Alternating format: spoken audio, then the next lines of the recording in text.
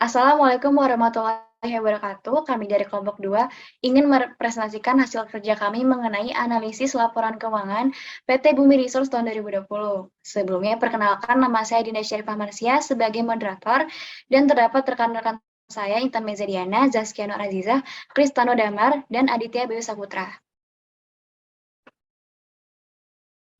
Definisi analisa laporan keuangan merupakan sebuah proses evaluasi posisi keuangan dan kinerja perusahaan yang menggunakan laporan keuangan. Terdapat tujuan, pendapat OJK, dan pendapat lain mengenai analisa laporan keuangan.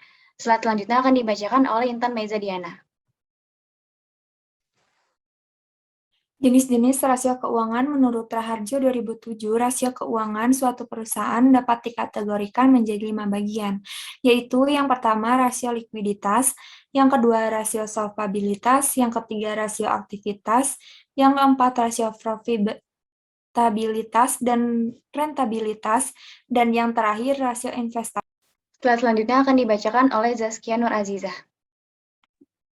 Kesimpulan yang pertama yaitu rasio likuiditas berfungsi untuk menunjukkan kemampuan perusahaan untuk membayar hutang jangka pendeknya pada saat jatuh tempo.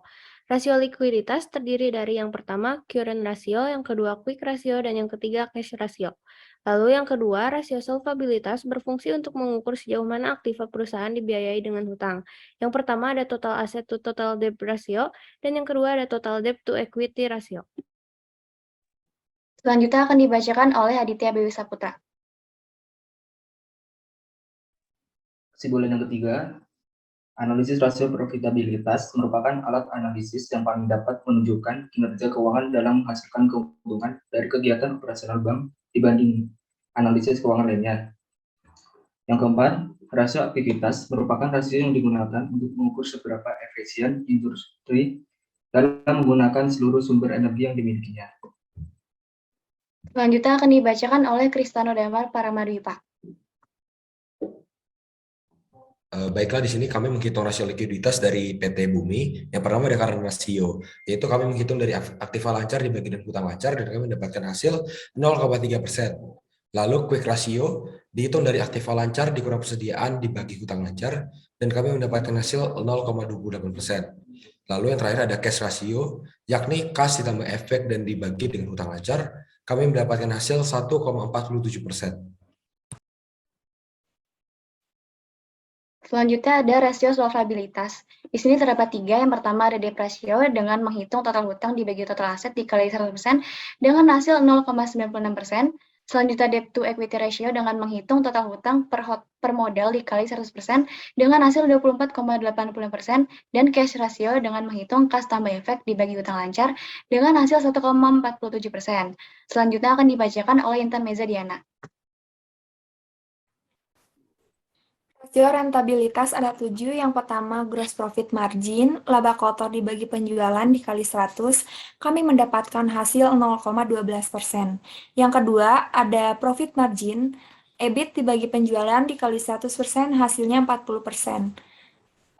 Yang ketiga net profit margin, IT dibagi penjualan dikali 100%, kami mendapatkan hasil 40%. Selanjutnya akan dibacakan oleh Zaskia Nur Azizah. Selanjutnya ada earning per share, sama dengan IT per jumlah lembar saham dikali 100%, kami mendapatkan hasil 0,2%. Lalu ROA, sama dengan BIT kali 100% dibagi total aktiva, kami mendapatkan 6%. ROE sama dengan laba bersih per ekuitas dikali 100% dengan hasil 0,34.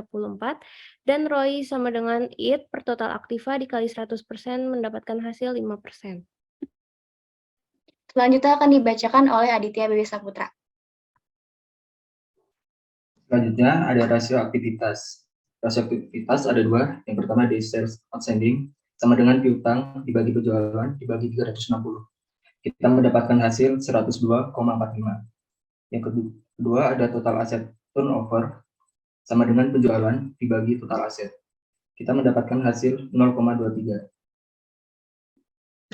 Sekian yang bisa kami sampaikan, kurang lebihnya mohon maaf. Wassalamualaikum warahmatullahi wabarakatuh.